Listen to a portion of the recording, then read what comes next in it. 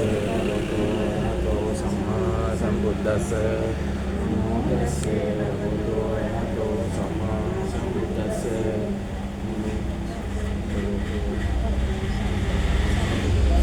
बुद्धं शरणं गच्छामि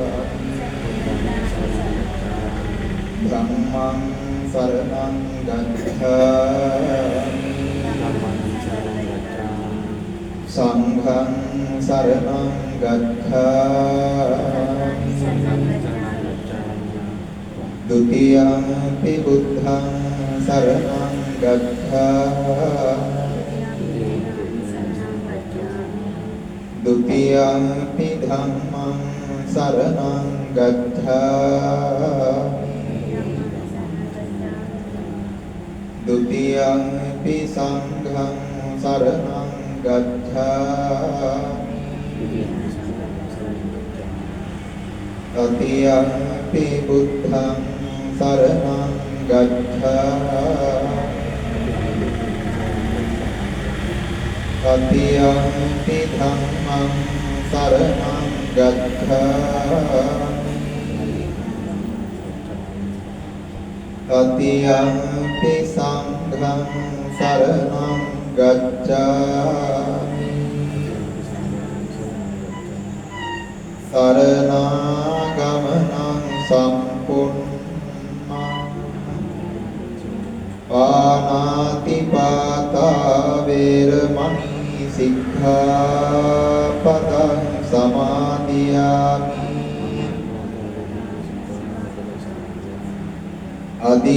अदिन्नादाना वैरमणि सिक्खापदं समादियामि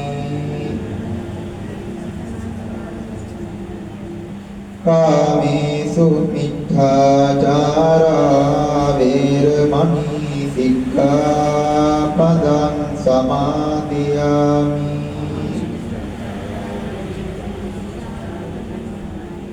मुसावादा वैरमणि सिक्खापदं समादियामि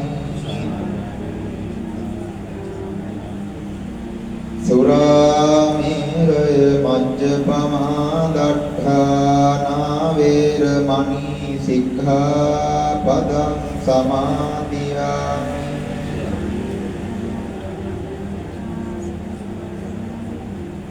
तिसरणेन साधिं पंचशीलं धम्मं साधुकं सुरक्षितं कृत्वा अपमादेन सम्पादेत साधुनादोपासना समंता चक्रवालेषु अत्रा गच्छन्तु देवता सद्धम्मं मुनिराजस्य सुनन्तु सक्मुखदं धम्मश्रवणकालो अयं भदन्ता धम्मश्रवणकालो अयं भदन्ता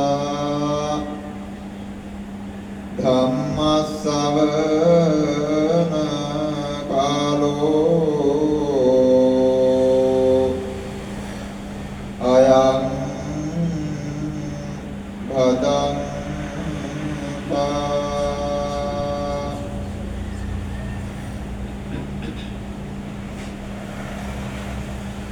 नमो तस्से भगवतो अरहतो सम्मा सम्बुद्धस्से नमो तस्से भगवतो अरहतो सम्मा सम्बुद्धस्से नमो तस्से भगवतो अरहतो सम्मा सम्बुद्धस्से චක්කුං චාවුසෝ පටිච්ච රූපේච උප්පජ්ජති චක්කු විඤ්ඤාණං තින්නම් සංගති පස්සෝ පස්ස පච්චයා වේදනා යං වේදේති තං සංජානාති යං සංජානාති තං විතක්කේති යං විතක්කේති තං පපංචේති තතෝ නිදානං පුරිසෝ පපංච සංඥා සංකා සමුදාචරಂತಿ අතීතානාගත පච්චුප්පන්නේසු චක්ඛු විඤ්ඤේයේසු රූපේසු.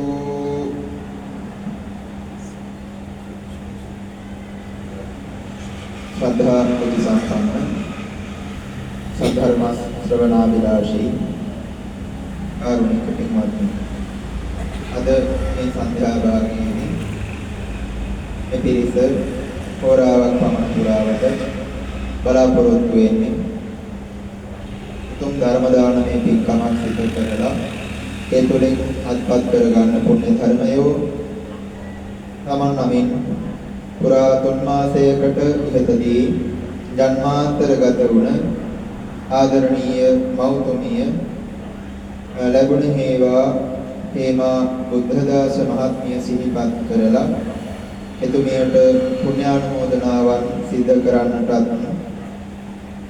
ඒත් එක්කම වසර 10කට පමණ පෙර මිය පරලොව යන්නට යෙදුණ හේදුරු හේවා බුද්ධදාස මහත්මයා සිහිපත් කරලා එතුමාට පුණ්‍යානුමෝදනාවන් සිදු කරන්නටත් කියන මේ බලාපොරොත්තු දෙක හිත තුළ පෙරදරි කරගෙනයි අද දවසේදී මේ පින්කම සිදු කරන්නේ. විශේෂයෙන්ම මේ පින්කමේ ප්‍රධාන අදහස මුඛ්‍ය අධ්‍යාශය වෙන්නේ ලැබුණ හේවා හේමා බුද්ධදාස මහත්මියට පුණ්‍යානුමෝදනාවන් සිදු කරන්නට ඇයගේ ගුණානුස්මරණ පින්කම විදිහට මේ දෙමස් පූර්ණ පින්කම සිදු කිරීම ඒ සඳහා පවත්වන ධර්මානුශාසනාවයි මේ විදිහට මේ ආරම්භ වෙන්නේ. මේ පිළිබඳව මේ නිවසේ නිවැසියන් විහාරස්ථානයට ගිහින් ස්වාමීන් වහන්සේලාට ආරාධනාවන් සිදු කරලා ඒ අනුව තමන්ගේ නිවස ධර්මශාලා පරිසරයක් බවට පත් කරගෙන දැන් මේ අවස්ථාවේදී බලාපොරොත්තු වෙන්නේ තමන් හිත කය වචනය සංවර කරගෙන තුන්දොරම මෙහෙවා වටිනා පින්කමක් සිදු කරන්න. පින්කම් 10ක් පිළිබඳව බණ පොතේ පෙන්වලා තියෙනවා. දානං සීලං ච භාවනා පත්තිපත්තානුමෝදනා දෙය්‍යා වච්චා ප්‍රචායං ච දේශනා සුති දිට්ඨියෝ කියලා. දානං සීලං ච භාවනා දන් දීම, සිල් රැකීම, භාවනා කිරීම, පත්තිපත්තානුමෝදනා පත්ති කියලා කියන්නේ පත්ති දාන කියලාත් මේ වචනේ දක්වලා තියෙන ඇතැම් තැනක පින් ලබා දීම, පින් අනුමෝදන් කිරීම කියන කටයුත්ත. පත්තානුමෝදනා පින් අනුමෝදන් වීම, තව කෙනෙක් කරපු පින්කම අනුමෝදන් වීම. ඒ වගේම වෙය්‍යා වච්ච අපචායංච, වෙය්‍යා වච්ච කතාවක් සිදු කිරීම, අපචායංච පිදිය යුක්තන් පිදීම, ඒ වගේම ගරු කර යුක්තන්ට ගරු කිරීම. දේශනා සුති දිට්ඨියෝ දේශනා ධර්මය දේශනා කිරීම, ඒ වගේම සුති ධර්මය ශ්‍රවණය කිරීම. දිට්ඨියෝ කියලා මෙතන දක්වන්නේ දිට්ඨියෝ කම්ම නැත්නම් තමන්ගේ වැරදි අදහස් ආකල්ප ඉවත් කර ගැනීම. ඉතින් මේ පින්කම් 10 බුදුරජාණන් වහන්සේ බොහෝ අවස්ථාවලදී දක්වා දෙන පින්කම්. ඒකෙනොත් වටිනා පින්කම් 3ක් පිළිබඳව බෞද්ධයෝ දැනුවත් දාන සීල භාවනා කියලා. ඉතින් පින්වත්නි මේ පින්කම් අතරින් අද දවසේදී වටිනා පින්කමක් මේ සිදු කරනවා. ධර්ම ශ්‍රවණමය පින්කම නැත්නම් ධර්ම දේශනාමය පින්කම. මේ ධර්ම දේශනා කිරීමේ පින මට ලැබෙනවා සහ ධර්මයේ ශ්‍රවණය කිරීමේ පින මේ පින්වත් පිරිසට ලැබෙනවා.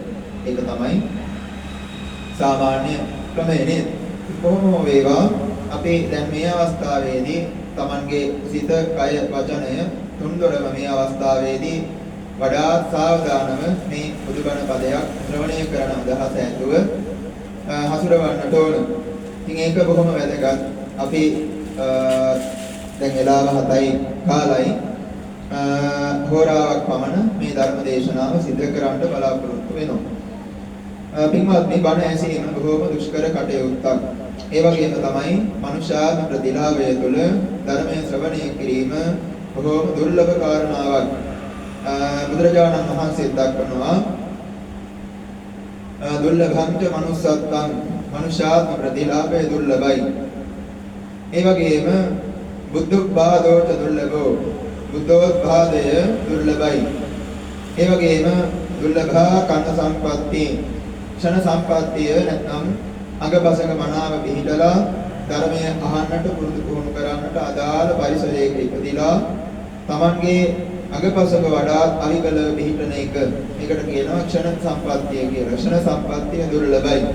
සද්ධම්මෝ පරම දුර්ලභෝ, සද්ධර්ම ශ්‍රවණය අතිශයින්ම දුර්ලභයි. ඉතින් මේ කාරණා හතර භාග්‍යවතුන් වහන්සේ බොහෝම ගරු ගාම්භීර කටයුතු විදිහට දක්වනවා. කෙනෙක් මනුෂ්‍යාත්ම භාවයක සම්බුද්ධ ශාසනයක් ධර්මානුව පවතින කාලයක අඟපසක මනාව පිහිටලා ඉපදිලා ධර්මයේ ශ්‍රවණය කරනවා කියන එක බොහොම කලාතුරකින් සිද්ධ වෙන කටයුත්තක් වෙනවා. දැන් උදාහරණයක් විදිහට භාග්‍යවතුන් වහන්සේ පෙන්වනවා ඇතැම් කල්ප තියෙනවා බුද්ධ ශූන්‍ය කල්ප. සමහර කල්ප තියෙනවා බුද්ධාන්තර කල්ප කියලා අපි විස්තර කරනවා. ඒ කියන්නේ බුදුරජාණන් වහන්සේලා දෙනමක් පහළ වෙනවා. මේ මැද කාලයට අපි කියනවා බුද්ධාන්තර කල්ප. බුදුරජාණන් වහන්සේලා පහළ වෙලා අතර මැද තියෙන කල්ප. ඒතර බුද්ධාන්තර කල්ප සමහර වෙලාවට කල්ප ගණනාවක් වෙන්නට පුළුවන්. හැබැයි පින්වත්නි, මේ මහා භද්‍ර කල්පයක්, භද්‍ර කල්පය කියලා තවත් කල්පයක් තියෙනවා. ඒ වගේම බුදුරජාණන් වහන්සේලාගේ පහළ වීමේ ස්වභාවය අනුව කල්පේ විස්තර කරලා තියෙන ක්‍රම පහක් දක්වලා තියෙනවා.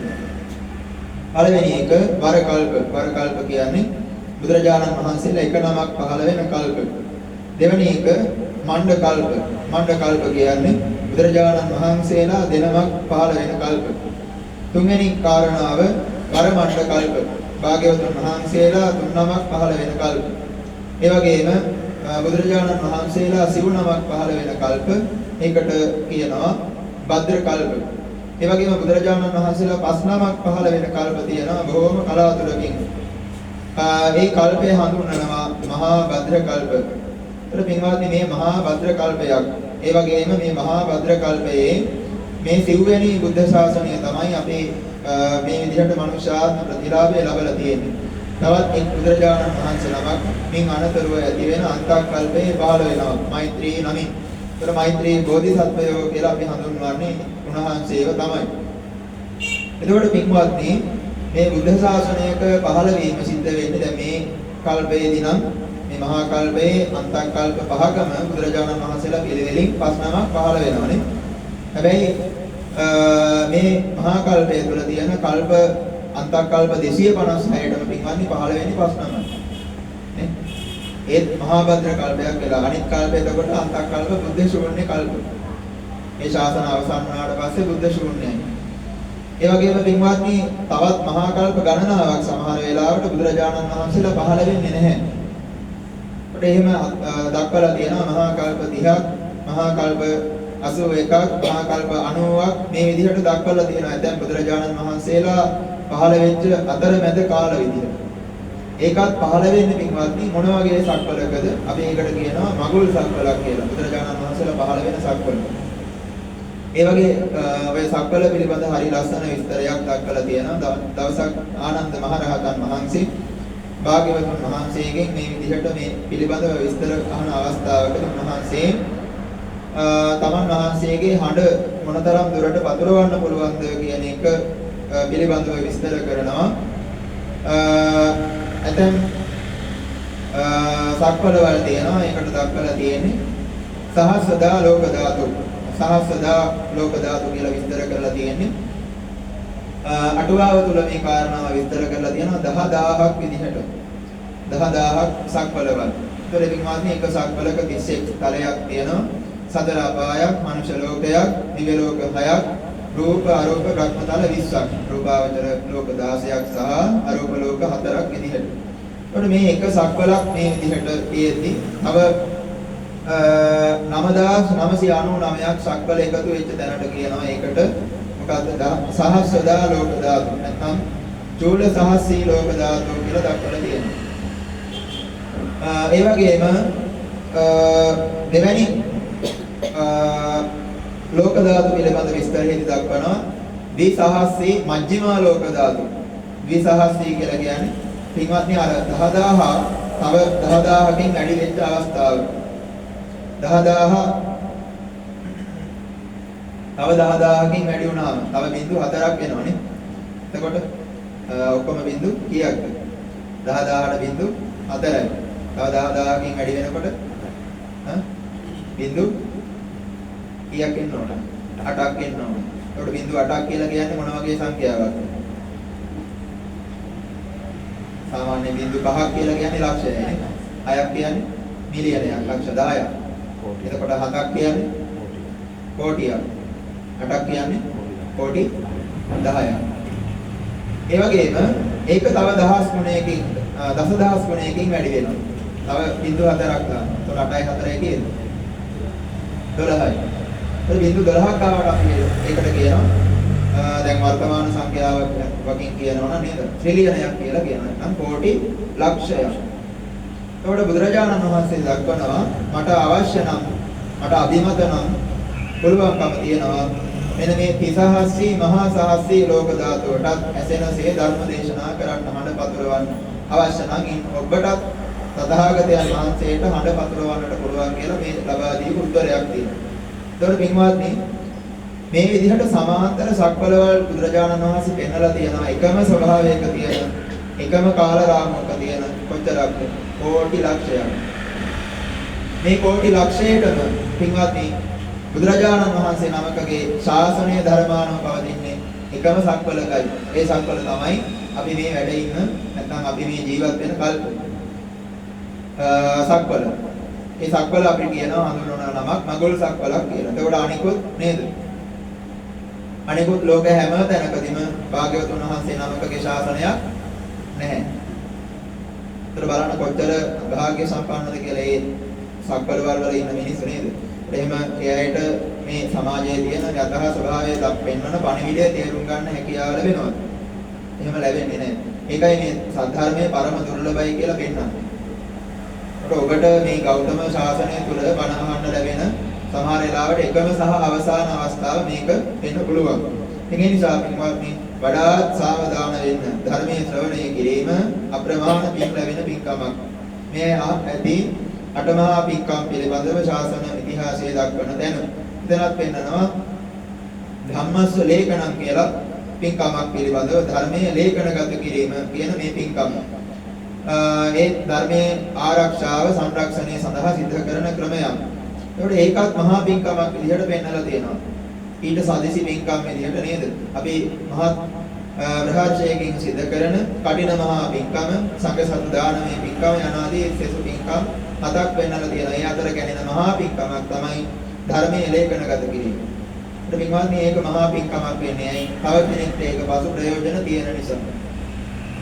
එනිසා මේ ධර්මය ශ්‍රවණය කරනවා කියන එක, ධර්මය දේශනා කරනවා කියන එක අප්‍රමාණ පින් ලැබෙන, පින් වැඩෙන මහා පින්කමක්. අපි මේ කරන වැඩේ තියෙන ආනිසංස ඉස්සෙල්ලා දැනගන්න බෑ නේද? විමාන වත්ව තුළ හරි ලස්සන ප්‍රසිද්ධ විමානයක් පිළිබඳව කතාවක් කියනවා. මෙයත් වහලා ඇති මණ්ඩුක විමානය පිළිබඳව. මණ්ඩුක විමානයේදී මණ්ඩුක දිව්‍ය පුත්‍රයා කලින් භවයේදී ගෙම්බෙක් මැඩියෙක්. බණ අහනකොට තියෙන මිහිරි ස්වරය නිසා එයා බණ අහන්න හඬ ලස්සන නිසා නිකන් අහගෙන ඉන්නවා. අහන් ඉන්නකොට ගොපල්ලෙක් බණ අහන්න වාඩි වෙනවා. කෙවිත බිම ඇනලා ඒ කෙවිත උඩ ඉඳගෙන. ප්‍රමාණිකෝලව මේ මැඩියාගේ පිට උඩ තමයි කෙවිතේ උඩ තිබුණේ.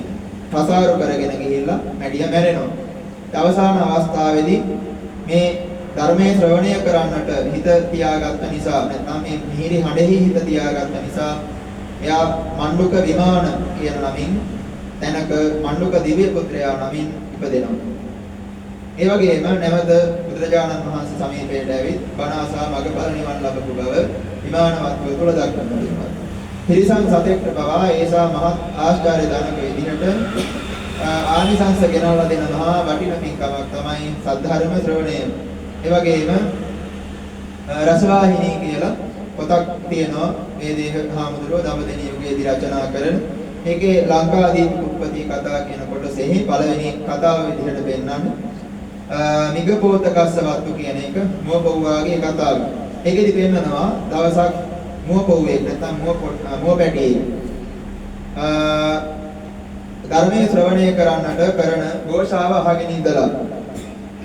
ඒ කියන්නේ ඒ දවස්වල ආරණ්‍ය වාසී ස්වාමීන් වහන්සේලා අදටත් භාවිත කරන ක්‍රමයක් තියෙනවා. මොකක් හරි sannivedana ක්‍රමයක් විදිහට gediya ගහනවා කියලා හිස් කොටයක් නැත්නම් කොටයක් අරගෙන මැද සුද්ධ කරලා සකස් කරගත්ත නාදකයකට තවත් කෝටුවකින් ගහලා යම් ශබ්දයක් නිකුත් කරනවා. gediya ගහනවා කියලා තමයි අපි ශාසන ව්‍යවහාරයේ එක දක්වන්නේ. මේ ශබ්දය අහනවා ධර්ම දේශනා කරන්න වෙලාව දැන් මේ හඬ විහිරි නිසා මුවා මේකට පුරුදු වෙලා ඉන්නවා. ඒ ගාථා ධර්ම ශ්‍රවණය කරන්න. එහෙම කම් යමාගෙන ඉන්නකොට වැද්දෙකුගේ ඊතල පාරකින් මේ මුව පැටියා මැරෙනවා. මැරිලා ඒ අනතුරු ඔහු ඉපදෙනවා ඒ විහාරස්ථානයේ වැඩ සිටිය අවහේ කියන හාමුදුරුවන්ගේ නැගණියගේ කුසේ මිනිසෙක් විදිහට.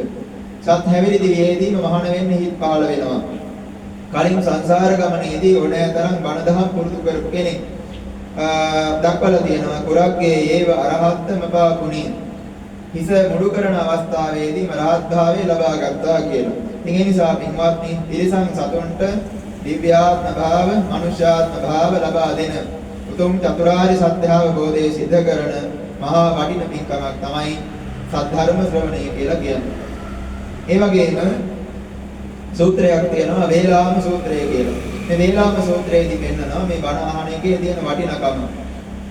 ඒ වගේම ඒ සූත්‍රයේ ලස්සනට පෙන්වනවා අපි පින්වත්නි බුදුරජාණන් වහන්සේ නමකට සම්බුද්ධ පූජාවන් පවත්වන එක ආනිසංස අප්‍රමාණයි. දකිනා විභංග සූත්‍රයේම පෙන්වන්නේ සංඛ්‍යාත්මකව ප්‍රමාණාත්මකව පෙන්වන්න බෑ එහි ආනිසංසය. හැබැයි ඊට වඩා ආනිසංසදායකයි අපි අවබෝධයෙන් දැන දෙක දරුවන් සරණ යෑම. ඊටත් වඩා ආනිසංසදායකයි තිසරණේ සමාදන් වෙලා පංචශීලයේ සමාදන් වෙලා ආරක්ෂා කිරීම. ඊටත් වඩා ආනිසංසදායකයි තමන්ට පුළුවන් නම් තප්පරයක කාලයක් තවත් කෙනෙක් වෙනුවෙන් මෛත්‍රී කිරීම. ඊටත් වඩා ආනිසංසදායකයි ක්ෂණයක් අනිත්‍ය සංඥාව ප්‍රගුණ කිරීම. ඒතර පින්වත්නි ඔබ ධර්මයේ ශ්‍රවණය කරනකොට ඔබේ හිත තුළ මේ අනිත්‍ය සංඥාව කියන එක ක්‍රමානුකූලව වැඩෙනවා. ඒක බොහොම වැදගත් වටිනා අවස්ථාවක්. ඒ නිසා බණ ඇසීම අප්‍රමාණ ආනිසංස ගෙන දෙන මහා වටින පින්කමක් විදිහටයි බණ පොතේ විස්තර වෙන්නේ. ඒ නිසා බොහොම අවබෝධයෙන් කය සිත ඍජුව තියාගෙන මේ ධර්මයේ ශ්‍රවණය කරන්නට යොමු. ධර්මයේ ශ්‍රවණය කිරීම අධියර පහකින් බණ පොතේ පෙන්නනවා. සුඛා දතා වචසා පරිපිතා මනසානුපෙක්ඛිතා දිට්ඨියා සුප්පටි විදිතා කියලා. සුතහා කියන්නේ හොඳට ධර්මයේ ශ්‍රවණය කිරීම. ගතා කියන්නේ අහන ධර්මය මතක තබා ගැනීම. වචසා පරිචිතා කියලා කියන්නේ වාචිකව පුරුදු පුහුණු කිරීම, වණ පොත් කිරීම. ඒ වගේම මනසානුපෙක්ඛිතා මනසාන ප්‍රේක්ෂණය කිරීම නැත්නම් මනසින් නැවත නැවත කල්පනා කිරීම. දිට්ඨියා සුප්පටි විදිතා තමා තුළ තියෙන මිසදිටු අදහස් ප්‍රමාණිකවව අඩු කිරීම. ඉතින් මේ කාරණා පහට බණ ඇහුවොත් තමයි පින්වත්නි අපිට ධර්මාවබෝධයට වඩාත් සමීප වෙන්නට පුළුවන්කම ලැබෙන්නේ. ඉතින් ඒ නිසා මේ කාරණා පහ හොඳින් තේරුම් අරගෙන මුලැමැදාක ගලපමින් අවශ්‍ය කර්ම කාරණා ඒ අවස්ථාවලදී නැවත නැවත සිහිපත් කරමින් මුලැමැද අග සම්බන්ධ කරමින් වඩාත් සිහි කල්පනාවෙන් සතිමත්ව සාවධානව කයසිත බොහෝම ඍජුව තියාගෙන ධර්මයේ ශ්‍රවණය කරන්න කියලා අපි මතක් කරනවා. එතකන් අපි මේ මතක් කරේ බණ අහන එකේ තියෙන වටිනකම නේද? අපි මේ කරන පින්කම ගැන දැනගන්න ඕන නිසා ධර්ම මාතෘකාව විදිහට මම තෝරාගත්තේ මජ්ක්‍ධිම නිකායේ බොහොම වටින සූත්‍ර දේශනාවක්. මම හිතන්නේ මේ සූත්‍රයේ නම කිව්ව ගමන්ම සමහර අය මේ සූත්‍ර දේශනාව පිළිබඳව දන්නවා ඇති. මදුපිණ්ඩික සූත්‍රය. මදුපිණ්ඩික සූත්‍රය තුළ භාග්‍යවතුන් වහන්සේගේ ධර්ම දේශනාවක් මහා කච්චායන මහරහතන් වහන්සේ බොහෝම ගැඹුරින් විස්තර කරපු අවස්ථාවක් තමයි මම දක්වපු ඒ මුඛ පාඨය තුළ මාතෘකා පාඨය තුළ ඇතුළත් වුණේ. ඒකේ දක්වනවා චක්කුම් චාවසෝ පටිච්ච රූපේච උප්පජ්ජති චක්ඛු විඥානං තින්නම් සංගති පස්සෝ අස්ස පච්චය වේදනා යම් වේදේති තං සංජානාති යම් සංජානාති තං හිතක්කේති යම් හිතක්කේති තං පපංචේති තදෝ නිධානං පුරිසෝ පපංච සංකා සංඥා සංකා සමුදා කරಂತಿ අතීතානාගත පච්චුප්පන්නේසු චක්ඛු විඤ්ඤේයේසු රූපේසු කියලා. මේක සරල අදහස මෙහෙමයි. චක්කුං චාවුස පටිච්ච රූපේච උප්පජ්ජති චක්ඛු විඥානං. අහණෙනි එවත්නි ඇස සහ රූපය එකට එකතු වෙන දැන ඒ සම්බන්ධ හිත නැත්නම් පෙනීම සම්බන්ධයෙන් වූ හිත ඇති වෙනවා. ඒක තමයි චක්කු විඥාන කියලා කිව්වේ. සාමාන්‍යයෙන් සජ්ජෝ සමන්නාහාරෝ කියලා මේක විස්තර කරලා තියෙනවා. අභිධර්ම ග්‍රන්ථ තුලත් ඒ වගේම සූත්‍රාන්ත තුලත් අවධානය, මානසික අවධානය, ඒ සම්බන්ධ හිත, පෙනීම සම්බන්ධයෙන් ගොඩනැගෙන හිත කියන අදහසින් තමයි මෙතන චක්කු විඥාන කියන එක භාවිත වෙන්නේ. ඒ වගේම මේ සහ සමාන තවත් විඥාන පහක් පෙන්නනවා. සෝත, ගාන, જીවහා, කාය, මන ආදී වශයෙන්. කොට මෙතනදී පෙන්වන්නේ අපි යමක් කරනකොට අපේ විවිධ ආයතන හරහා ගොඩනැගෙන හිත. සරලව කියනවා නම් අපි දෙයක් තේරුම් ගන්නකොට ලෝකයේ තියෙන අරමුණක් ග්‍රහණය කරනකොට කෙරෙන මූලිකම දේ තමයි මේ සම්බන්ධයෙන් මොනා කරන එකද? අවධානය සකස් කර ගැනීම. අවධානය නැත්නම් අපිට ඒ දේ හරියට අරමුණක් විදිහට ලබා ගන්න බැහැ. ඉතින් මේ අවධානය කියන කාරණාව තමයි චක්ක විඥාන කියන කාරණාවෙන් විස්තර වෙන්නේ. එතකොට තින්නම් සංගති පස්සෝ මේ තුනම එකට එකතු වෙච්ච තැනට අපි විස්තර කරනවා ස්පර්ශය කියලා. මොකද්ද ස්පර්ශය? මේක තමයි පින්වත්නි ඉන්ද්‍රිය අරමුණු සහ අවධානය තුනේ එකතු වීම. ඒකට කියනවා මේ කොටස් තුන එකතු වීමට ස්පර්ශය කියලා. ගැටීමක් එකක්ද ගැටෙන්නේ? ඉන්ද්‍රිය සහ අරමුණ අපේ ඇහැට රූපයක් හමු වෙනවා. ඒ සම්බන්ධ හිතක් ගොඩනගෙනවා. මේ තුන එකතු වුණාම අන්න රූපය දැනෙනවා, පේනවා කියන හැඟීම අපිට දැනෙන අවස්ථාව. පස්ස පච්චය වේදනා. පස්ස ප්‍රත්‍යයෙන් වේදනාව ගොඩනගෙනවා. වේදනාව කියලා කියන්නේ පින්වත්නි වින්දනයක් කියලා කියන්නේ ඒ සම්බන්ධයෙන් අපිට දැනෙන හැඟීමක්. මේක හොඳයිද? මේක නරකයිද? නැත්නම් මධ්‍යස්ථයිද? මෙන්න මේ විදිහට අපිට දැනෙනවා යම් වේදනාවක්. සුඛ දුක්ඛ උපේක්ඛා නැත්නම් සුඛ දුක්ඛ අදුක්ඛ මසුඛ කියලා. මෙන්න මේ වේදනා ස්වභාවයන් තමයි පින්වත්නි වින්දන කියන තත්වයෙන් මෙතන විස්තර කරන්නේ. මොකද්ද? පස්ස පච්චය වේදනා. ඉස්සෙල්ලාම අපි ආරමුණක් දැක්කා. ඒ සම්බන්ධ හිත ගොඩ නැගුණා. මේ තුන එකතු වෙනකොට ස්පර්ශය ඇති වුණා. ස්පර්ශය ප්‍රත්‍යයෙන් වේදනාව ගොඩ නැගුණා. ඊළඟට යම් වේදේති තං සංජානාති. යමක් වින්දනය කරනවද ඒ තුළින් හඳුනා ගැනීම සිද්ධ වෙනවා. මේ හඳුනා ගැනීම කියන වචනේ හරි වැදගත්. අපි මේ හඳුනා ගන්න පින්වත්නි මූලික දල සටහනක් විදිහට ඔය කජ්ජනීය සූත්‍රය වගේ සූත්‍ර දේශනා තුළ විස්තර කෙරෙනවා. සංජානාති කෝ වික්කවේ තස්මා සංඥාති උච්චති. කොහොමද සංජානනය කරන්නේ? හඳුනා ගන්නවා කියන අදහසින් තමයි මේ සංඥා කියන වචනේ ඇදිලා තියෙන්නේ. සංජානීති කියන මේ සංජානාති කියන මේ වචනේ ඇදිලා තියෙන්නේ. එතකොට මේ කාරණාව පිළිබඳව විස්තර කෙරෙනවා. යමක් අපි හඳුනා ගන්නවා කියන්නේ මොකක්ද? මූලිකව වර්ණ පුෂ්කල ස්වභාවයෙන් හඳුනා ගන්න එකටයි මෙතනදී හඳුනා ගන්නවා කියන්නේ. එතන විස්තර කරලා තියෙනවා නීලම්පි සංජානාති, පීතම්පි සංජානාති. මේ විදිහට ලෝහිතම්පි සංජානාති. පාට විදිහට අඳුර ගන්නවා. හැඩ විදිහට අඳුර ගන්නවා. මෙන්න මේ විදිහට මූලික ස්වභාවයකින් හඳුනා ගැනීම තමයි සංජානාති කියලා විස්තර කරේ. ඊළඟට යම් සංජානාති තං විතක්කේති. යමක් හඳුනාගත්තද ඒ හඳුනාගත්ත දේ සම්බන්ධයෙන් අපි විතර්කණය කරනවා.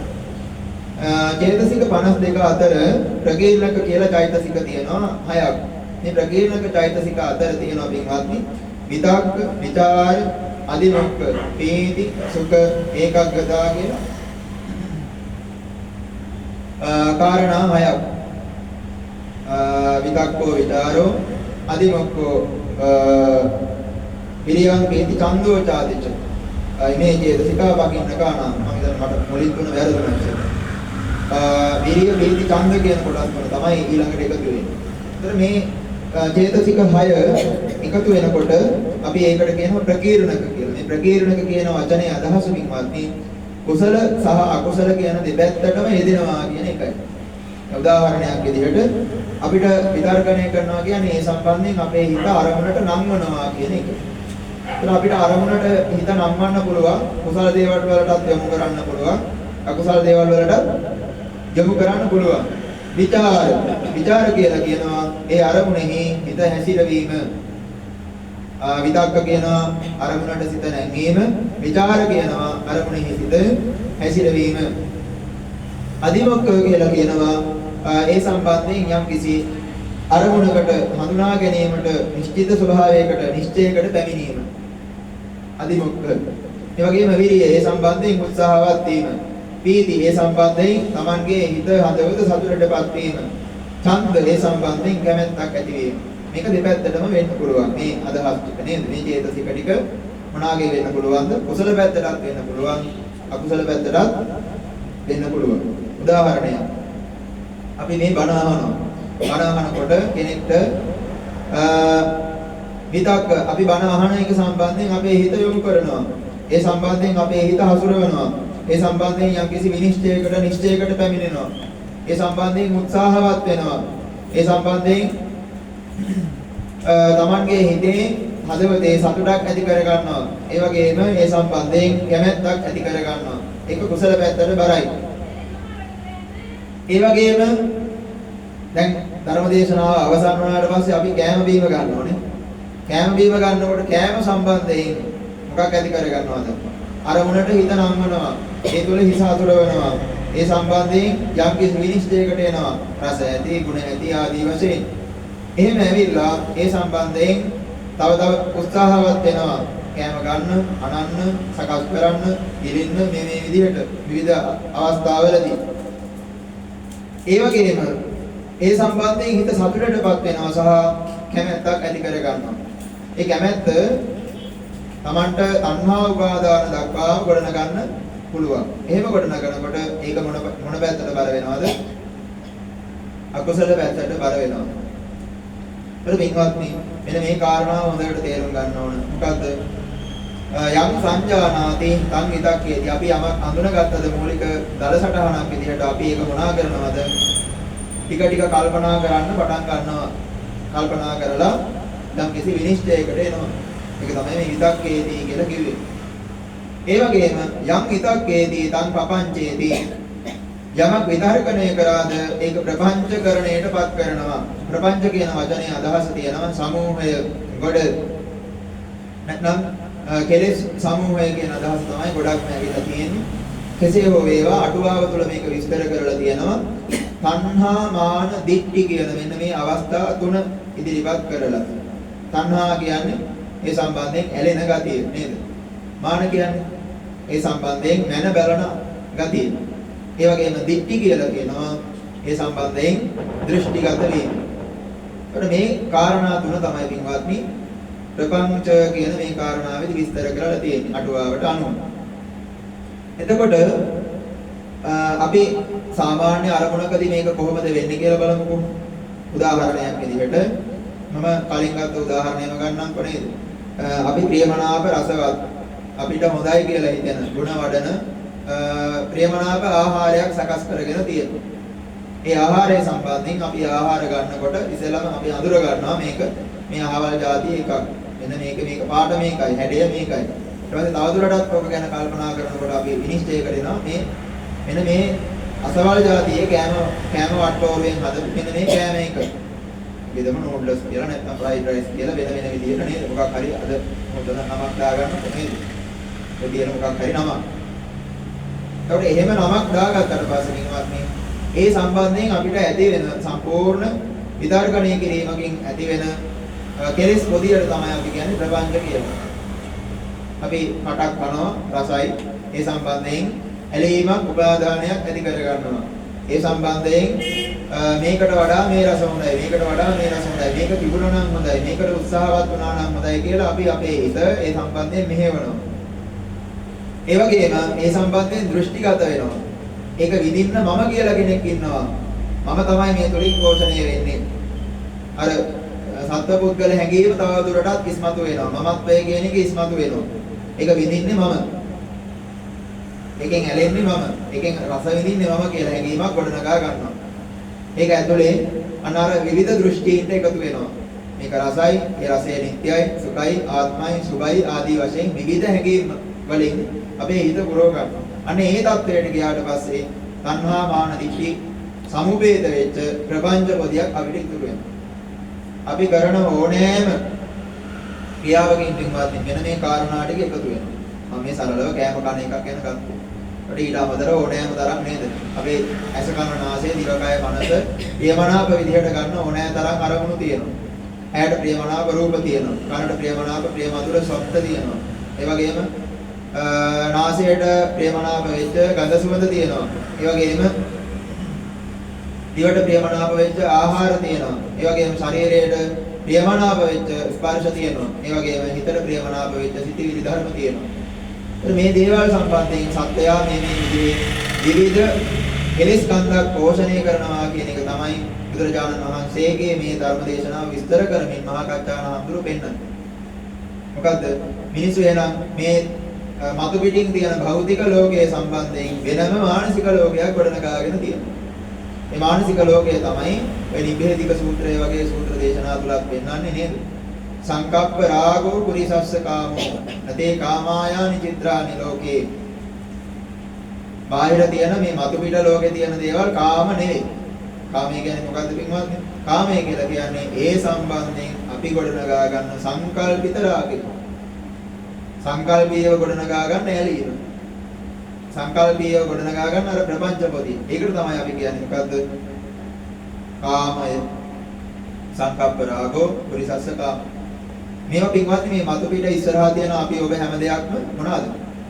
කාම ගුණ. ඒකට දක්වලා තියෙන නම තමයි කාම ගුණ. රූප ශබ්ද ගන්ධ රස ස්පර්ශ ධර්ම මේ ඔක්කොම මොනවාද පින්වත්නි? කාම ගුණ. ඒවා කාම නෙවෙයි. මොකද රහතන් වහන්සේට බව ඒවා ඒ දේවල් පේනවා, දැනෙනවා, ආත්මිදිනවා. හැබැයි උන්වහන්සේට ඒක කාම මට්ටමටපත් වෙන්නේ නැත්තේ ඇයි? ඇයි? උන්වහන්සේ ඒ සම්බන්ධයෙන් අන්නර විතක්ක ਵਿਚාර අධිමුඛ කියන තත්ත්වවලට යන්නේ නැති නිසා. උන්වහන්සේ ඒ සම්බන්ධයෙන් ප්‍රපංච කියන අවස්ථාවට යන්නේ නැති නිසා. උන්වහන්සේ ඒක හඳුනා ගන්නවා. මොනිකව හඳුනා ගන්නවා. මේක මොකක්ද හැඩය මොකක්ද මොන જાති එකක්ද කියලා උන්වහන්සේට එහෙම නොතේරෙනව නෙවෙයි. ඒක තේරෙනවා. හැබැයි ඒ සම්බන්ධයෙන් මොනවා කරනවද? Tamanගේ හිත හදවත මෙහෙවන්නේ නැහැ. ඒ සම්බන්ධයෙන් අර දෘෂ්ටිගත වීම ස්වභාවයකට එන්නේ නැහැ. මේක තව ටිකක් තිබුණා නම් හොඳයි. නේද? අර කෑම කනවා නම් තව කටක් කෑවා නම් හොඳයි. තව කටක් කෑවා නම් හොඳයි. ඉවරයි. තව පිඟානම් බෙදාගෙන කෑවා නම් හොඳයි. නැත්නම් හෙට උදේට නැවත සකස් කරලා කෑවා නම් හොඳයි. එහෙම හිතෙන්නේ නැහැ. අනේ ඒ අදහස තමයි උන්වහන්සේ ඉවත් කරගන්නේ. ඒක තමයි බුදුරජාණන් වහන්සේ පෙන්නන මොකද්ද? ආර්ය විනයෙහි හික්මීම. බුදුරජාණන් වහන්සේ කෙටිම ධර්ම අනුශාසනාවක් වෙන්නලා තියෙන්නේ බාහ්‍ය දාරුචිනිය කියන මේ අවබෝධයලත් පුද්ගලයන් අතරින් අගතන්පත් හාමුදුරුවන්ට දාරුචිනිය මහරහතන් වහන්සේට උන්වහන්සේ පැවිදි වුණේ නැහැ. ගිහි ශ්‍රාවකයෙක් විදිහට තමයි පිරිනිවන් පාන්නේ. ඒ විදිහට ගිහි ශ්‍රාවකයෝ විදිහට රහත් වෙලා පිරිනිවන් පාපු පිරිසක් ඉන්නවා. ඔය කුක්කුසාති රජතුමාත් එහෙම කෙනෙක්, සුද්ධෝදන රජතුමාත් එහෙම කෙනෙක් කියලා දක්වලා තියෙනවා. තව කෙනෙක් තමයි දාරුචිනිය මහරහතන් වහන්සේ. එතකොට බුදුරජාණන් වහන්සේ දාරුචීරියට ලබා දෙන අවවාදය එන්නේ මොකක්ද? මෙන්න මේ විදිහට Tamanගේ සිත අනවශ්‍ය විදිහට මෙහෙවන්න එපා කියන පණිවිඩය. මොකද්ද? දිත්තේ දිත්තමත්තං භවිෂති, සුතේ සුතමත්තං භවිෂති, මුතේ මුතමත්තං භවිෂති, විඤ්ඤාතේ විඤ්ඤාතමත්තං භවිෂති. විතරයි. ඒ කාරණා හතර විතරයි පෙන්නලා තියෙන්නේ. දිට්ඨ සුත මුත විඤ්ඤාත කියන මේ කාරණා හතර තුළ අපේ ආයතන 6 හරහා ගන්න සියලු අරමුණු ඇතුළත් කරලා තියෙනවා. දිට්ඨ කියන්නේ දකිනවා. සුත කියන්නේ අහන. ඒ කියන්නේ ඇහැ කන නේද? මුත කියලා කියනකොට නාසය, දිව, කය කියන මේ ඉන්ද්‍රිය තුනම හකුළු වල දක්වලා තියෙනවා. මුත කියන්නේ විඳිනවා කියන එක නේ.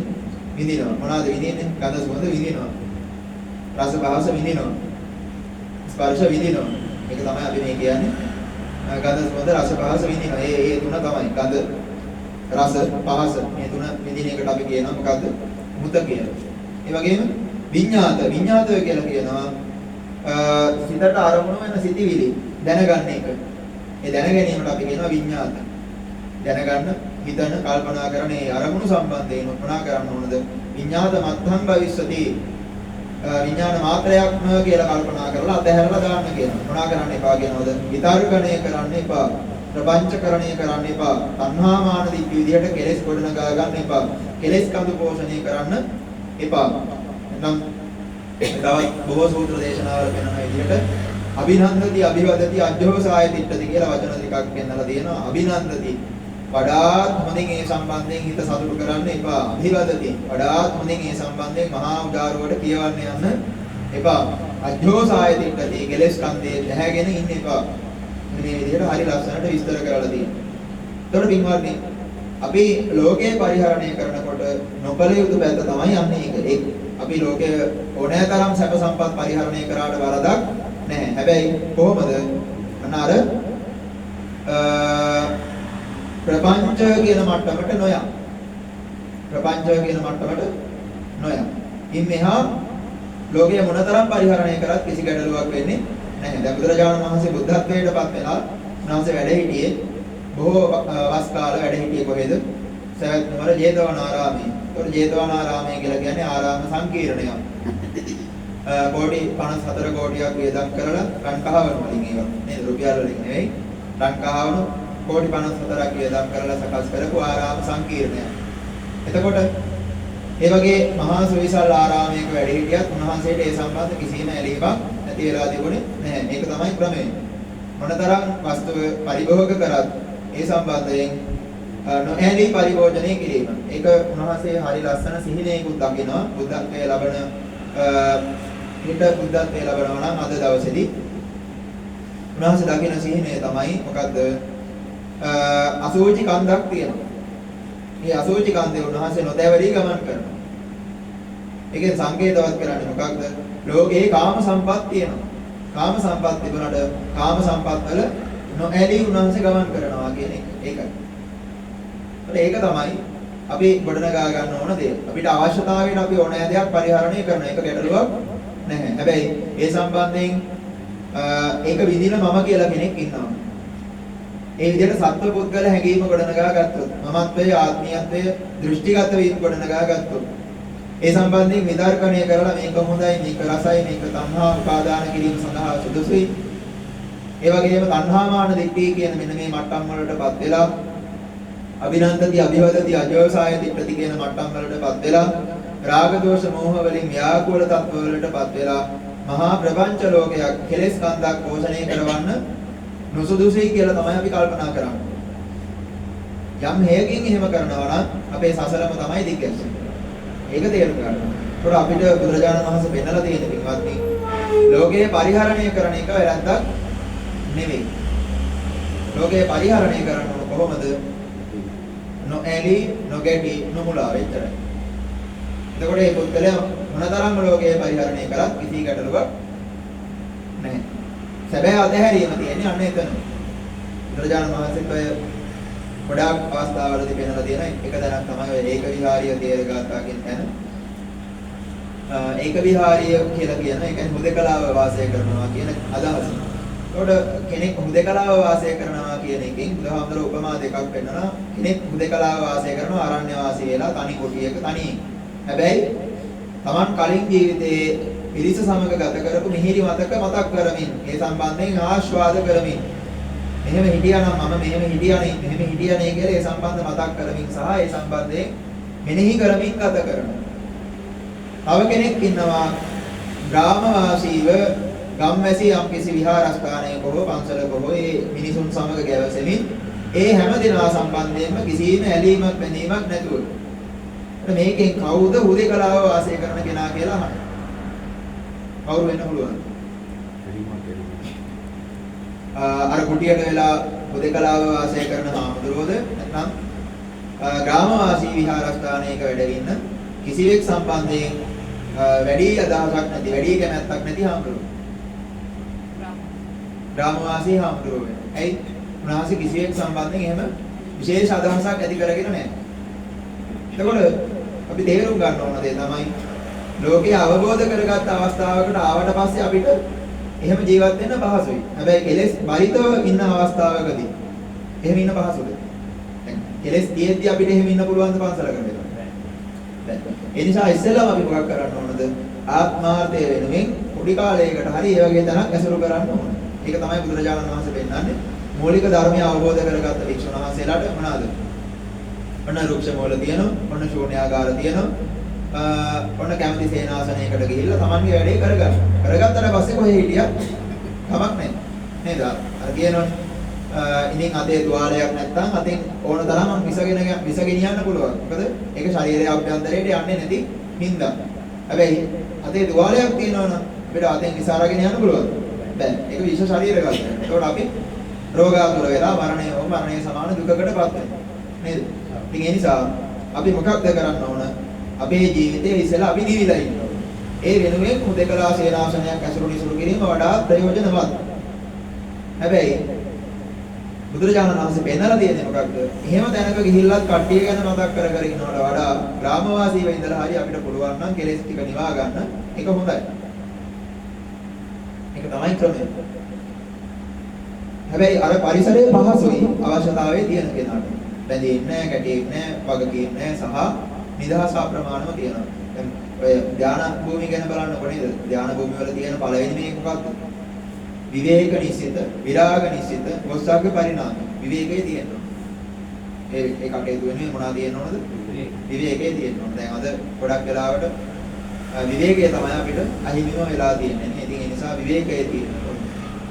ඒ වගේම ඒ තුලින් අපිට ධර්මවංශකාරය තුලින් විරාගය නැගීමෙන් ඉන්න පුළුවන්කම තියෙනවා. විරාගය කියන්නේ නොඇලී ඉන්නවා කියන එක. කාම සම්පත් තිබුණාට කාම ගුණනේ ඒවා. කාම ගුණ තියෙනවා. හැබැයි ඒවා කාම කරගෙන නෙවෙයි. කාම කරගෙන නැහැ කියන්නේ කොනතරම් භෞතික සම්පත් තියෙනවා. ඒවා සංකල්පීය විදිහට රාග වෙලා නැහැ. සංකල්ප රාගය ගොඩනගාගෙන නැහැ. ඡන්ද රාගයෙන් බැඳිලා නැහැ. උපාදාන කරගෙන නැහැ. ඒ දේවල් ඒ විදිහට තියෙනවා. අවශ්‍යතාවයට පරිභෝජනය කරනවා සහ පැත්තකින් තියලා අතෑරලා ජීවත් වෙනවා. ඒක තමයි ක්‍රමය. එහෙම ජීවත් වෙන කෙනාට කිසිම බයක් නැහැ. ඒ වගේම අර ලෝක ස්වභාවයත් අවබෝධ කරගත්තාම නේද?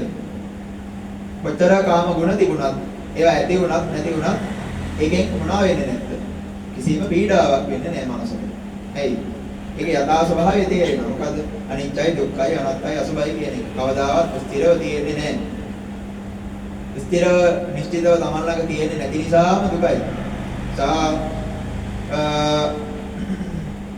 ඒ සම්බන්ධයෙන් සාර අදහසක් ගන්න බැරි නිසා මම මගේ කියන හැඟීමෙන් කටයුතු නැති නිසා අනාත්තයි. ඒ වගේම සුභ වශයෙන් ගන්නට බැරි නිසා අසුභයි. මේ කාරණා හතර නිතර හැම දෙයක් සම්බන්ධයෙන් කල්පනා කරනවා නම් අපේ හිත අන්නාර මට්ටම් වලට යන්නේ නැහැ. නේද? ඒක තමයි බුදුරජාණන් වහන්සේ පෙන්නන නිවැරදි සිහි කල්පනාවෙන් ඉන්න ක්‍රමය. ඒ අපිට මහා අමුතු දෙයක් කියලා කරන්න නැහැ. අපේ හිත වැඩ කරන යම් කිසි ක්‍රමවේදයක් තියෙනවා. ඒ ක්‍රමවේදේ නැවත ආපස්සට පොඩ්ඩක් හරව ගන්නයි තියෙන්නේ. ඒකට කියන්නේ පටිසෝතගාමී කියලා නේද? අනුසෝතගාමී කියලා කියන්නේ ගලන පිළිවෙලටම ගලාගෙන යන එක. පටිසෝතගාමී කියන්නේ ඒක නැවත අපිට හරවලා අනිත් පැත්තට ගමන් කරන එක. ඉතින් මේ පැත්තට ගමන් කරවන්න නම් මෙන්න මේ ක්‍රමවේදය තේරුම් ගන්න ඕන. අපි දෙයක් තේරුම් ගන්න කොහොමද? අපිට තියෙනවා ලෝකය පරිහරණය කරන්න ආයතන 6ක්. අස කන නාසය දිව කය මනස කියලා. ඒ සම්බන්ධයෙන් අරමුණු 6ක් අපි අතුරු කරනවා. මොනවාද? රූප, ශබ්ද, ගන්ධ, රස, ස්පර්ශ ධර්ම කියලා. ඒ සම්බන්ධයෙන් හිත් 6ක් අපි හදා ගන්නවා. චක්කු විඥාන, සෝත විඥාන, ගාන විඥාන, જીවහා විඥාන, කාය විඥාන, මනෝ විඥාන කියලා. ඒ කොටස් තුනම එකතු වුණාට පස්සේ ස්පර්ශයක් සහ ඒ සම්බන්ධයෙන් සුඛ දුක්ඛ දුක්ඛම සුඛ කියන වේදනා ගොඩනගනවා. වේදනාවක් ඇතුළෙන්ම අපි මේ දේවල් හඳුනා ගන්නවා. ඒ හඳුනාගන්නේ මූලිකව වර්ණ පුස්කල සංඥාවෙන් වර්ණ සහ හැඩතල විදිහට. එහෙම හඳුනාගෙන ඒ සම්බන්ධයෙන් අපි විවිධ කල්පනා කරනවා.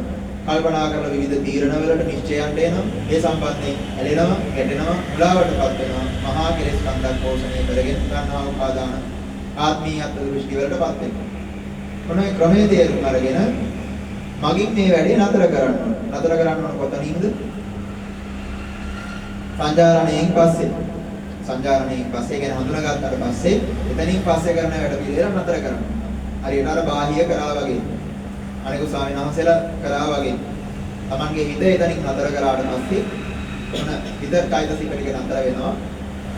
කෙලෙස් කන්ද පෝෂණය වෙන එක නතර වෙනවා. දැන් කෙනෙක් සංසාර ගමනේ පවත්වන හේතු පහක් පටිච්චසමුප්පාදයේ තුල පෙන්නනවා. අපි අතීතයේ ඒ හේතු පහ නිසා තමයි මේ වර්තමානයේ ඵල විදිහට Tamange මේ ජීවිතේ ගොඩනගාගෙන මහා දුකක් විඳිනේ කරන්නේ.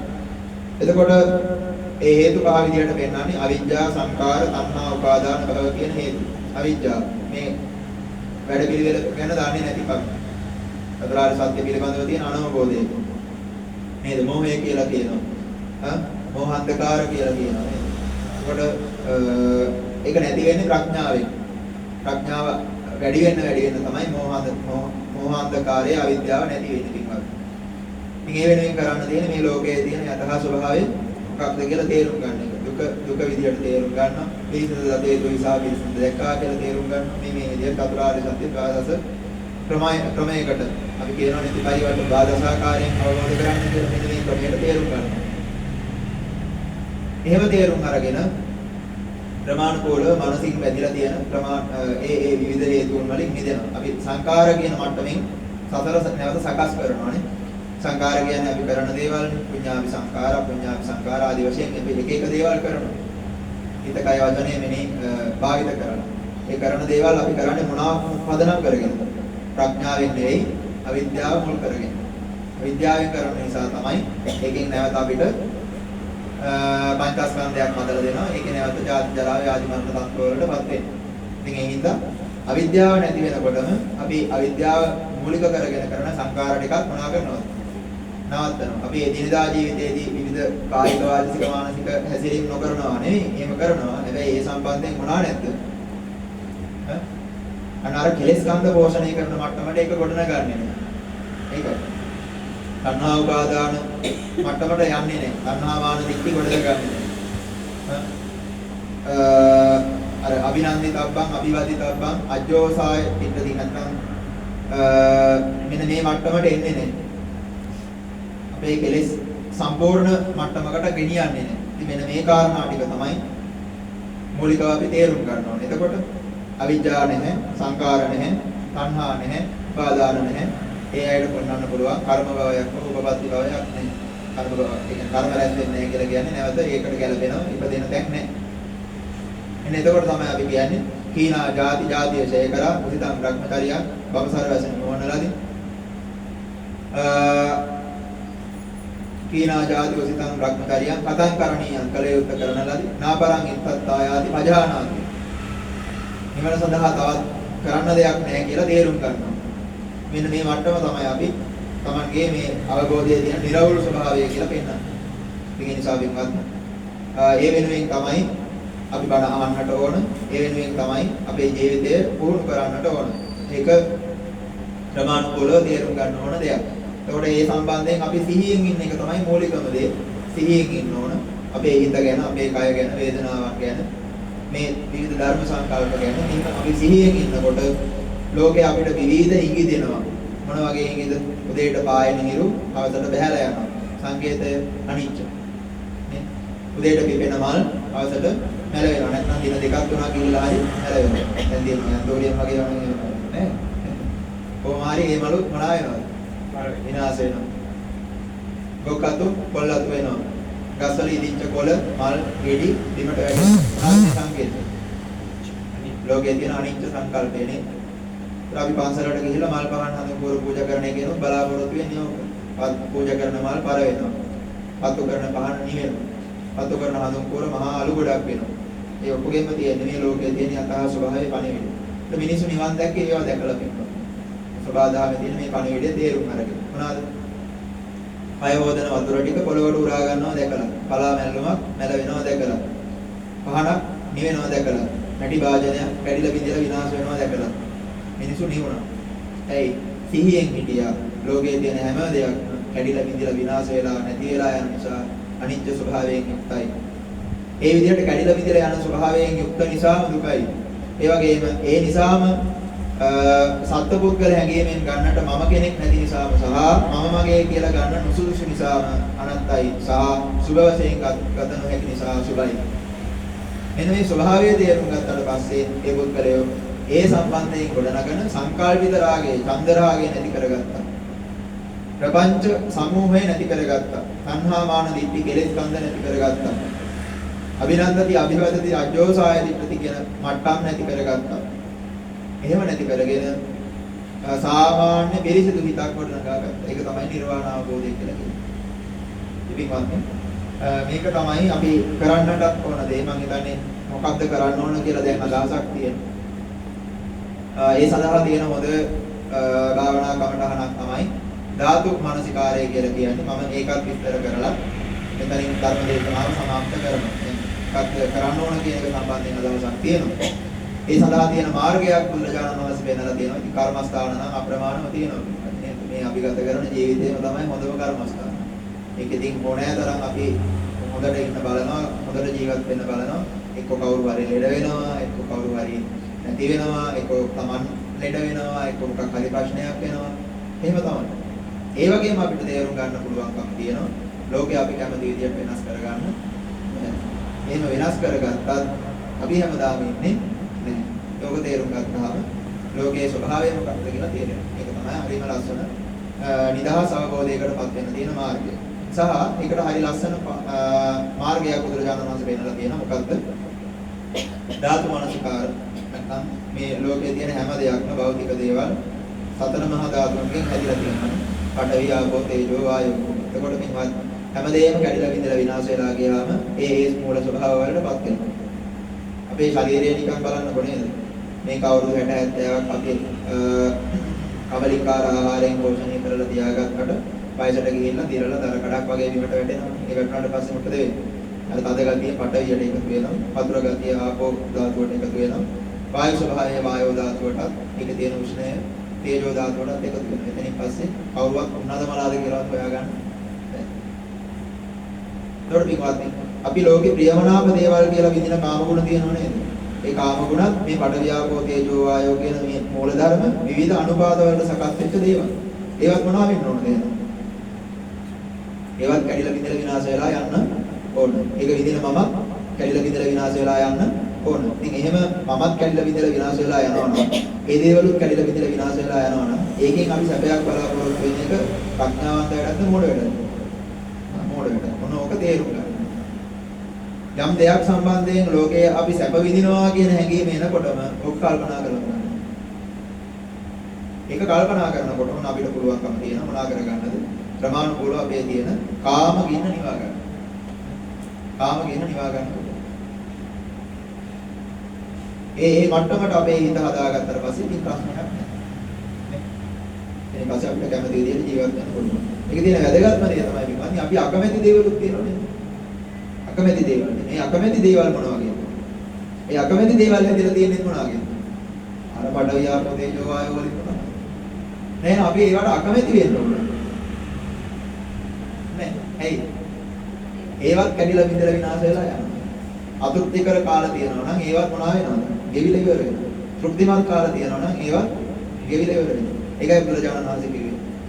දවසක් බුදුහාමුදුරුවෝගෙන් ඇවිල්ලා බමුණෙක් අහනවා, දෙවියෙක් ඇවිල්ලා අහනවා ඔබ වහන්සේ සතුටෙන්ද ඉන්නේ? උන්වහන්සේ විමසනවා මොනවා ලැබුණා කියලා. ඔබ වහන්සේ එහෙනම් දුකෙන්ද ඉන්නේ?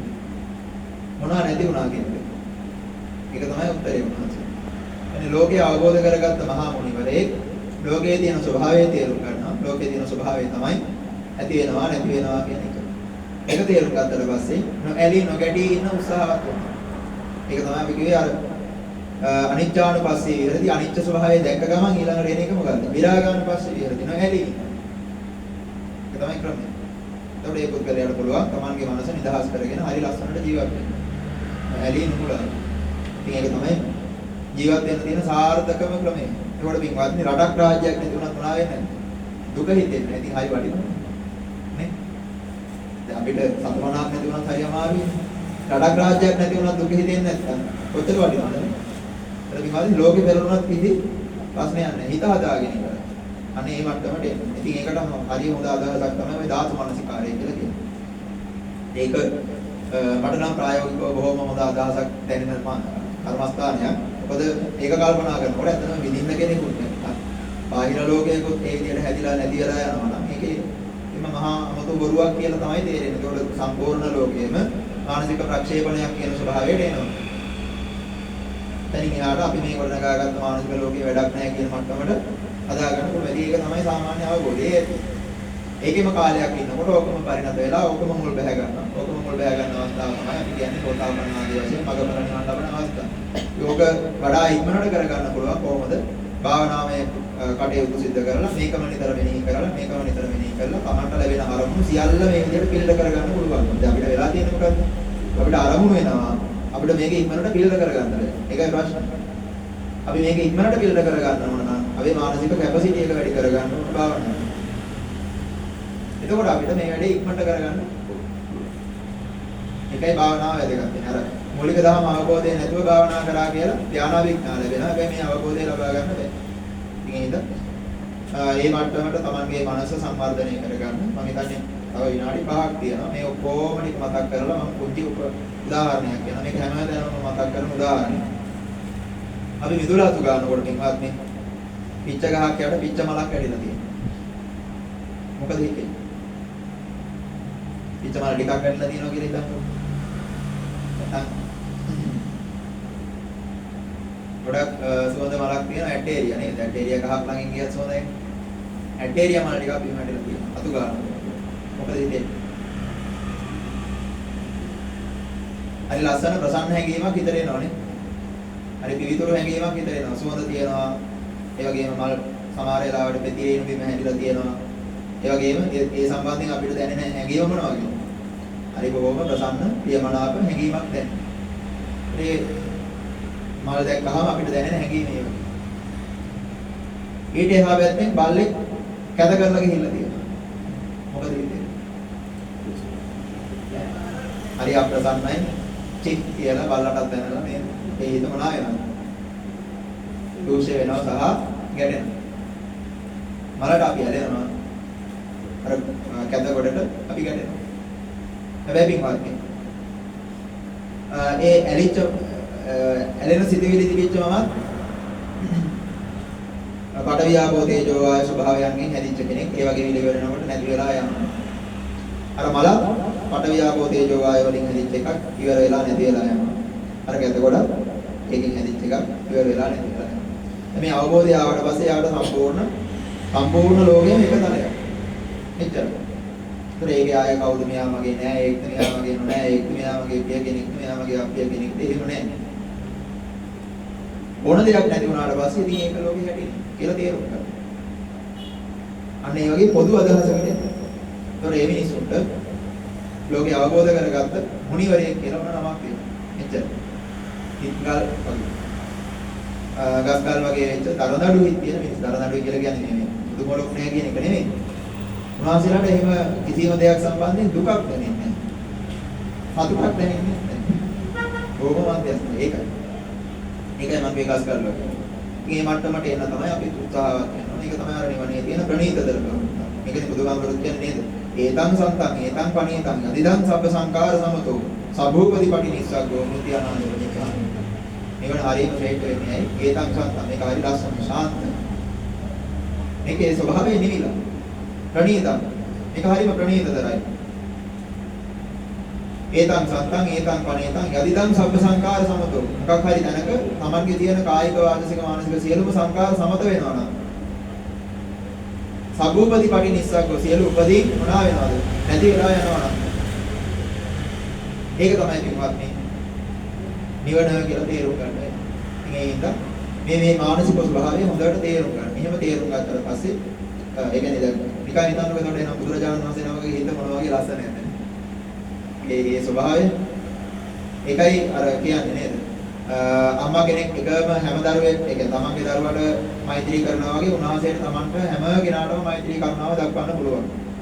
හැම කෙනෙක්ම මේ අවබෝධයට එනවා නම් හොඳයි කියලා උන්වහන්සේට දැනෙනවා. ඒ නිසා උන්වහන්සේ ගව ගණනක් පයින් ඇලියා අප්‍රමාණ ධර්ම දේශනා කරා මහා සත්‍ය සංහතියට මේ පණිවිඩය කියලා දුන්න සහ අවසානයේදී යථා ස්වභාවය ලෝකට පසක් කරමින් මේ පරිසරයටම එකතු වෙලා ගියා. ඒක තමයි මේ මහා මුනිවරයෙක්ගේ තියෙන ස්වභාවය. උන්වහන්සේලා වඩින පියවරක් පාසා මහා කරුණාවෙන් ලෝකෙට මහා පණිවිඩයක් ලබා දෙනවා. ඒක තමයි අපි තේරුම් ගන්න ඕන. ඉතින් උන්වහන්සේ සාරාංශික කල්පලක්ෂයක් පාරමිතා ධර්ම පූර්ණේ කරලා ඒ අවබෝධ කරලා තියෙන අපිටත් මේ පණිවිඩය ගමන් කරන්න ඕන නිසා. නැත්නම් උන්වහන්සේට සුමේධතාවද අවස්ථාවේදීම බණපදයක් අහලා ඉවර කරගන්න තිබුණා. එහෙම කරන්නේ නැතුව අපි කෙරෙහි අනුකම්පාවෙන් මේ කරපු ප්‍රයාමය නැත්නම් ඒ කරපු උත්සාහය වෙනුවෙන් අපේ යුතුයකමක් තියෙනවා මේ ලැබපු මනුෂ්‍ය ජීවිතය තුළ අරම සෝවාන් හරි වෙන්නේ. මේ හින්දා පුළුවන් තරම් ධර්මාවබෝධය වෙනුවෙන් උත්සාහවත් වෙන්න. ඒ කියන්නේ ලෞකික ජීවිතය ගත කරන්න එපා නෙවෙයි කියන්නේ. ඒකෙදි බොහොම හොඳ කෙනෙක් වෙන්න. අර මූලික ධර්ම අවබෝධය තියාගන්න. දේවල් නැති වෙන්න පුළුවන්. දේවල් වෙනස් වෙන්න පුළුවන්. සහ සමහර දේවල් තමන්ට කැමති විදිහට තමන්ට හදාගන්න පුළුවන්. හැබැයි ඒ ඔගේම තියෙන අන්තිම ස්වභාවය මොකක්ද? අන්තිම ස්වභාවය තමයි අන්නර වට ව්‍යාපෝතේ ජෝය. මේ ලෝකේටම අර මූල ස්වභාව වලට මේක තියෙන. ඉතින් ඒක වැඩි ඇලෙන්නත් එපා. වැඩි ගැටෙන්නත් එපා. තමන්ගේ ශරීරයටවත් සාමාන්‍ය විදිහට ජීවත් වෙලා කාම ගුණ තමන්ගේ කාම සම්පත් කරගන්නේ නැතුව පරිභෝජනය කරලා නීලයන් එච්චර. නැත්නම් කාම ගුණ කාම සම්පත් කරගන්න ගිහිල්ලා ඇවිලිලා පිච්චිලා යන මිනිස්සෙක් වෙන්න එපා. ඒක තමයි අවසාන විදිහට දේශනා කරන්න අවවාද කරන්නේ. හොඳයි. මේ ධර්ම දේශනාව මේ අත් හැම දෙනාම ශ්‍රවණය කළා. ඒ තුලින් මේ ලබාගත් සියලුම පින් කුසල් පළමුවෙන්ම අපි අනුමෝදන් කරමු. තමන්ගේ මෑණියන්ට ඒ තෙමස් පූර්ණ පින්කම සිදු කරන අදින් පුරා මාස 3කට ඉහතදී ජන්මාන්තරගත වුණ ලැබුණ හේමා බුද්ධදාස මහත්මිය මේ පින් අනුමෝදන් වෙත්වා. ඒ වගේම වසර 10කට ඉහතදී මේ පරලෝකීය වේදු හේවා බුද්ධදාස මහත්මයා මේ පින් අනුමෝදන් වෙත්වා. මේ පින් අනුමෝදන් වෙලා දුකක වේනම් දුකින් නිදහස් වෙත්වා. සැපයක වේනම් සැප වැඩි වර්ධනය කරගනිත්වා. ඉක්මන් භවයකදීම මේ ගෞතම ශාසනය තුළදීම උත්තම නිර්වාණ අවබෝධයම සිද්ධ කරත්වායි ප්‍රාර්ථනා වෙනවා. හැමදෙනාම බැං වාජනය අතට අරගෙන බැං වඩලා පින් අනුමෝදන් කරන්න. ඉදං මේ ඥාතිනං හෝතු.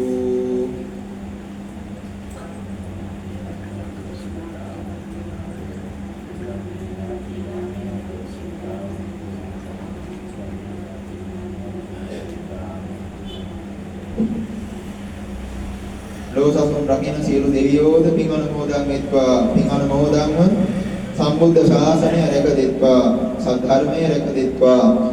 මහා සංඝරුවන රැක දෙත්වා. පුණ්‍යකාමී සත්පුරුෂ ඔබ වැනි ජනතාව රැක දෙත්වා. පදන බෝධියකින් උතුම් නිර්වාණ අවබෝධයම සිද්ධ කරත්වා. අදහසින් දෙවියන්ටත් දෙමු. ආකාසට්ඨා ච බුම්මට්ඨා දේවා නාග මහින්దికා පුඤ්ඤං තං අනුමෝදිත්වා චිරං රක්ඛන්තු සම්බුද්ධ ශාසනං චිරං රක්ඛන්තු සද්ධම්ම දේශනං චිරං රක්ඛන්තු සම්බුද්ධ ශාවකං චිරං රක්ඛන්තු මං පරන්ති. ඒ වගේම අවසාන වශයෙන් ප්‍රාර්ථනා කරගනිමු. මේ කරපු තුන් පින් පෙළෙන් ඔබේ මෙලොව ජීවිත සුවපත් වේවා. පරලොව ජීවිත සැපවත් වේවා. සංසාර ගමන සැපවත් වේවා. ඉක්මන් භවයකදීම මේ ගෞතම බුද්ධ රාජ්‍ය තුලදීම උතුම් චතුරාර්ය සත්‍ය අවබෝධය පිණිස මේ කරපු තුන් ධර්ම දේශනාමේ ධර්ම ශ්‍රවණමේ පින්කම ඔබ නමින් මිය පරලෝකීය කුසියලු මියගේ ඥාතීන්ටත් දෙවියන් සහිත සියලු සත්වයන්ටත් එකම සදහම් මණ්ඩපයකදීම හේතු වාසනාම වේවායි කතුමෙන් සාදුනාද පවත්වමු. වන්දනා කරගන්න.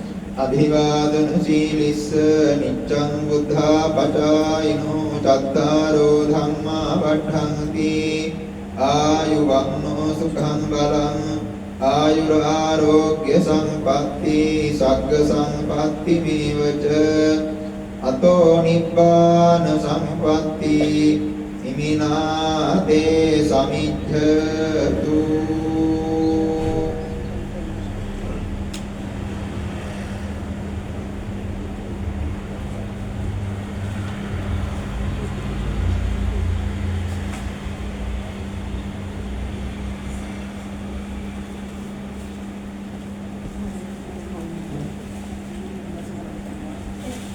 Aku